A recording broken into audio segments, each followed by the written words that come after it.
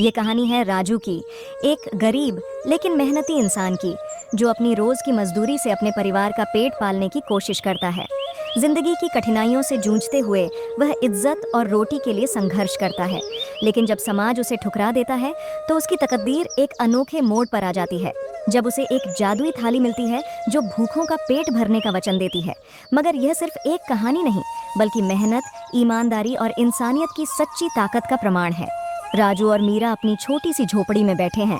घर में खाली बर्तन रखे हैं, चूल्हा बुझा हुआ है, बच्चे भूखे सो रहे हैं। मीरा चिंतित लग रही है। राजू, हम कब तक ऐसे ही रहेंगे? सिर्फ हमारे घर में ही महीनों तक चूल्हा नहीं चलता। मीरा, मैं दिन रात मेहनत करता हूँ, लेकिन जिंदगी बदलने में वक्त लगता है। अगर सिर्फ खेतों में मजदूरी से कुछ नहीं हो रहा तो कोई और काम क्यों नहीं ढूंढ लेते? ठीक कह रही हो, मैं कल ही काम ढूंढने निकलूंगा। राजू गांव में काम की तलाश करता है, लेकिन हर जगह से उसे इनकार मिल रहा है। हार कर वह मुखिया के पास जाता है। अरे राजू, तू यहाँ क्या कर रहा है? मुखिया जी, खेतों में मजदूरी से घर नहीं चल रहा, कोई और काम मिल सकता है? तू मेहनती है बेटा, अगर तुझे हिम्मत है तो मेरे ईंट भट्टे पर काम कर सकता है। वहाँ तुझे रोज की मजदूरी मिल जाएगी, मगर काम बहुत कठिन है। हाँ मुखिया जी, मुझे कोई भी काम दे दीजिए, मैं कर लूंगा। राजू हामी भरता है, लेकिन भट्टे का काम बहुत कठिन होता है। कुछ ही दिनों में वह पूरी तरह थक जाता है। राजू को बहुत भूख लगती है और वह जगन के ढाबे पर खाना खाना जाता है। क्या चाहिए? भैया, गर्मा गर्म अरहर की दाल, मक्खन लगी रोटियां और थोड़ा चावल भी दे दो, बहुत भूख लगी है। खाना खाने के बाद कुल बिल 1000 रुपए। क्या 1000 रुपए? भैया, इतनी महंगी दाल रोटी? सिर्फ दाल रोटी नहीं, तंदूर पर बनी रोटियां, मक्खन, चावल और हमारे ढाबे का स्वाद भी जोड़ो। यहाँ सबको पैसे देने पड़ते हैं। भैया, मेरे पास सिर्फ 100 रुपए हैं, बाकी कुछ दिन में दे दूंगा। क्या तू मजाक कर रहा है? कालू तेज आवाज में जगन को बुलाता है। जगन, जो ढाबे का मालिक है, अपनी बड़ी तोंद हिलाता हुआ आता है और राजू को घूर कर देखता है। क्या बात है कालू? ये आदमी पेट भर के खा चुका है, लेकिन पैसे पूरे नहीं हैं। जब जेब में पैसे नहीं थे तो ढाबे पर क्यों आया? ये कोई भिखारियों का लंगर नहीं है। भैया, मैं मेहनत करने वाला आदमी हूँ, बस 2 दिन में पैसे लौटा दूंगा। यहाँ कोई उधारी नहीं चलती। चल अभी के अभी पैसे निकाल।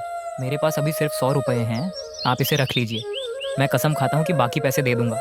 जगन गुस्से में आ जाता है और राजू को जोरदार धक्का देता है। राजू पीछे गिर जाता है। उसकी आंखों में आंसू आ जाते हैं, लेकिन कोई उसकी मदद करने आगे नहीं आता। ढाबे में बैठे लोग तमाशा देख रहे होते हैं। कुछ मन ही मन हंस रहे हैं तो कुछ अफसोस से देख रहे हैं, लेकिन कोई आगे नहीं आता। जगन फिर से चिल्लाता है, अब यहाँ से भाग जा और दोबारा हमारे ढाबे के आसपास भी मत देखना। राजू धीरे धीरे उठता है, अपने कपड़े झाड़ता है और बिना कुछ बोले ढाबे से बाहर चला जाता है। वह बार बार मुड़कर देखता है, लेकिन हर कोई अपने खाने में व्यस्त है, किसी को उसकी फिक्र नहीं। वह आंखों में आंसू लिए खाली सड़कों पर चलता हुआ अपने घर की ओर बढ़ता है। मन में अपमान और गुस्से की आग जल रही होती है। जब पैसे नहीं होते तो कोई इज्जत भी नहीं करता, क्या जिंदगी भर गरीबी का बोझ उठाना पड़ेगा? अचानक उसे आसपास कुछ अजीब महसूस होता है, जैसे कोई उसे देख रहा हो। उसका दिल तेजी से धड़कने लगता है। वह चारों तरफ देखता है, लेकिन जंगल में बस घना अंधेरा है। फिर भी उसे एहसास होता है कि कोई उसके करीब है। अचानक पीछे से एक गहरी मगर शांत आवाज सुनाई देती है। बहुत देर से देख रहा हूँ तुम यहाँ अकेले बैठे हो। तुम्हारी आंखों में दुख है। बताओ, तुम्हारा दुख क्या है? राजू देखता है कि उसके सामने एक बुजुर्ग बाबा खड़े हैं, जो गहरी नजरों से उसे देख रहे हैं और उनके हाथ में एक चमचमाती थाली होती है। आप कौन हैं? और ये थाली, ये क्या है? मैं कौन हूँ ये जरूरी नहीं, मगर जो तुम्हारे साथ हुआ मैं सब जानता हूँ। गरीबी सिर्फ पैसों की कमी नहीं, इज्जत की भी कमी ले आती है। तुम सिर्फ पेट भरने के लिए अपमान सहकर आए हो, है ना? राजू की आंखों में आंसू आ जाते हैं। वह बस सिर हिलाकर हाँ कर देता है। रहस्यमयी व्यक्ति मुस्कुराता है और अपने हाथ में जो थाली है उसे राजू के सामने रख देता है। ये लो, ये एक जादुई थाली है। इसके सामने जो भी खाने का नाम लोगे ये खुद बना देगी। राजू के चेहरे पर हैरानी के साथ साथ उम्मीद की चमक भी आ जाती है। वह धीरे से अपना हाथ थाली के पास ले जाता है, मगर फिर रुक जाता है। लेकिन ऐसी चमत्कारी चीज मुझे क्यों दे रहे हो?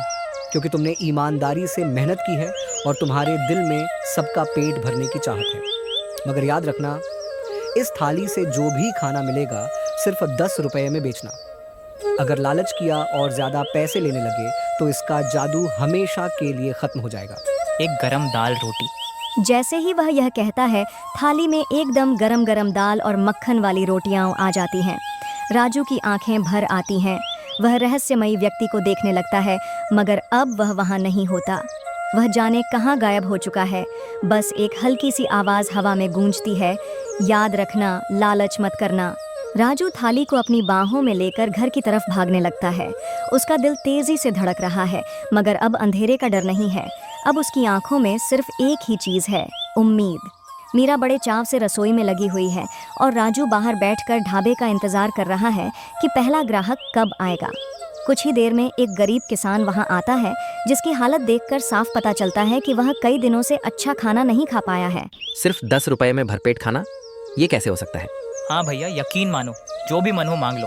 किसान थोड़ा झिझकता है, फिर रसोई की तरफ आती खाने की खुशबू उसे और ज्यादा ललचाने लगती है। तो फिर मुझे एक प्लेट दाल मखनी और मक्खन लगी रोटियां दे दो।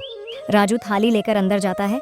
जादुई थाली के पास खड़ा होता है और धीमी आवाज में बोलता है, एक प्लेट दाल मखनी और गरम रोटियां। थाली में एकदम से गर्म गर्म मक्खन से टपकती हुई दाल मखनी और फूली हुई रोटियां आ जाती हैं। राजू यह देखकर एक पल के लिए फिर से हैरान होता है, मगर अब वह समझ चुका है कि यह जादुई थाली भूखों का पेट भरने के लिए है। वह झट से थाली उठाकर किसान के सामने लाकर रख देता है। वाह, ये तो लाजवाब है। इतनी स्वादिष्ट दाल मखनी मैंने जिंदगी में कभी नहीं खाई। बस दिल से खिलाने का ही असर है भैया। किसान खाना खत्म करता है और खुशी खुशी 10 रुपए देता है। जैसे ही वह वहां से जाता है, रास्ते में और लोगों को बताने लगता है। कुछ ही घंटों में ढाबे पर और ग्राहक आने लगते हैं। धीरे धीरे पूरे गांव में यह खबर फैल जाती है कि राजू के ढाबे पर सिर्फ 10 रुपए में बेहतरीन खाना मिलता है। अगले दिन ढाबे पर इतनी भीड़ लग जाती है कि मीरा और राजू को खुद भी यकीन नहीं होता कि उनकी छोटी सी झोपड़ी अब एक मशहूर ढाबा बन चुकी है। लेकिन यह खुशी ज्यादा देर तक नहीं टिकती, क्योंकि यह सब देखकर जगन और कालू को जलन होने लगती है। वे दूर खड़े होकर इस भीड़ को देखते हैं और उनके चेहरे पर चिंता और गुस्से का भाव आ जाता है। अगर ये ढाबा चलता रहा तो हमारा धंधा चौपट हो जाएगा। हमें कुछ करना होगा, इस राजू को रोकना ही पड़ेगा। राजू की सफलता अब उसके दुश्मनों को बर्दाश्त नहीं हो रही थी, मगर उसे इस बात का अंदाजा भी नहीं था कि जल्द ही उसके खिलाफ षड्यंत्र रचे जाने वाले हैं। जगन और कालू राजू के ढाबे की जासूसी करते हैं। वे चोरी से थाली चुराने का प्लान बनाते हैं। एक रात वे चोरी करने आते हैं, लेकिन मीरा उन्हें देख लेती है। तुम लोग यहाँ क्या कर रहे हो? ये थाली अब हमारी है। राजू आ जाता है और दोनों भाग जाते हैं, लेकिन वे हार नहीं मानते। जगन और कालू चोरी से राजू के घर में घुसते हैं और थाली चुरा लेते हैं। वे अपने ढाबे में ले जाकर सोना चांदी मांगते हैं, लेकिन कुछ नहीं होता। तब उन्हें समझ आता है कि थाली सिर्फ राजू की बात मानती है। गुस्से में वे थाली तोड़ने की कोशिश करते हैं। तभी राजू, गांव के लोग और पुलिस आ जाते हैं।